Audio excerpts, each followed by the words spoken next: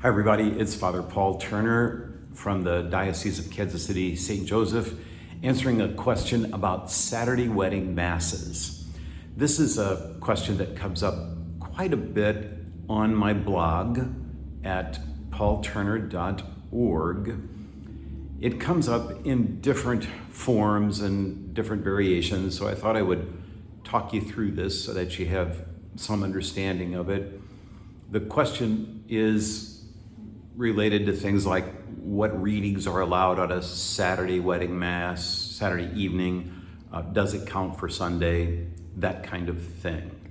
So the place to begin, first of all, with regard to this Sunday obligation is the Code of Canon Law. And canon law requires Catholics to participate at Mass, at a Mass, Saturday night or Sunday. So it really doesn't matter which Mass people go to, just the participating of a Mass fulfills the obligation, but it is up to the people who are organizing the Mass to know which Mass is the proper one to say. So in ordinary time, a Saturday evening ritual Mass for a wedding will count for the Sunday obligation. But let me talk you through a few things that are important to know. So first of all, in the order of celebrating matrimony, holding up the bilingual edition here, it says in paragraph 34 some things about the ritual Mass of marriage. So the Missal offers you a selection of prayers, presidential prayers for the priest, in the back of the book called in a section called Ritual Masses. That's where the priest finds the collect, the prayer over the offerings, the preface, and the prayer after communion for such ritual masses. So those are the ones that he would use when he's using a wedding Mass. But there are some days when he's supposed to use a different Mass while conducting a wedding. So the wedding may take place while he's using a different set of prayers. And the same thing is going to apply to the readings. The readings from the wedding section of the lectionary may be used at any time with a ritual Mass, but if it's a day when we're not supposed to do the ritual Mass, then other readings apply and the wedding still takes place at the same Mass. So the place to get an idea on this is paragraph 34 of the introduction, and then we'll also refer to paragraph 56. But this one says, the ritual Mass is used for weddings except on those days listed in Numbers 1 through 4 of the table of liturgical days.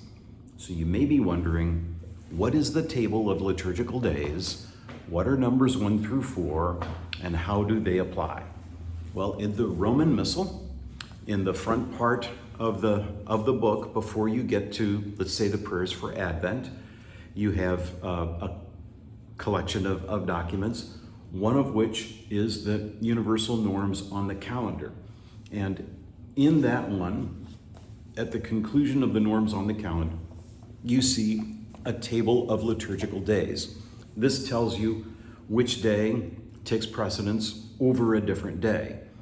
So if one example that comes up every so often, let's say St. Joseph's Day or the Annunciation falls late in Lent, actually into Holy Week, and then because Holy Week ranks higher, it gets bumped into the second week of Easter, because even the Easter octave ranks higher than those days. But this is how you find out where they are. You look at the table. So Numbers 1 through 4 include things like this. The Paschal Triduum, which won't surprise anyone, Holy Thursday, Good Friday, the Easter Vigil and Easter Sunday, Christmas, Ash Wednesday, Sundays of Advent, Lent, and Easter.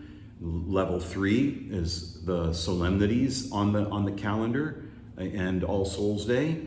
And number 4 is proper solemnities, such as the patron saint of your parish church. Though that would be listed in Numbers 1 through 4. So if the wedding is taking place on one of those days, then the prayers from the missal for that particular Mass are going to pertain. Sometimes people ask, could you at least swap out one reading? And again, in paragraph 34 of the Order of Celebrating Matrimony, the same one we referred to, it seems to imply you can, but I believe you normally cannot.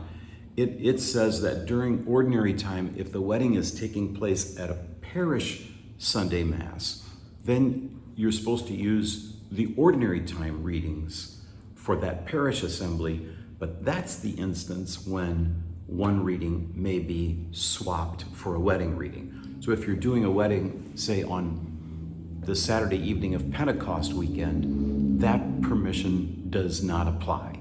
It's all of the readings from Pentecost that kick into gear. So that's how you figure it out.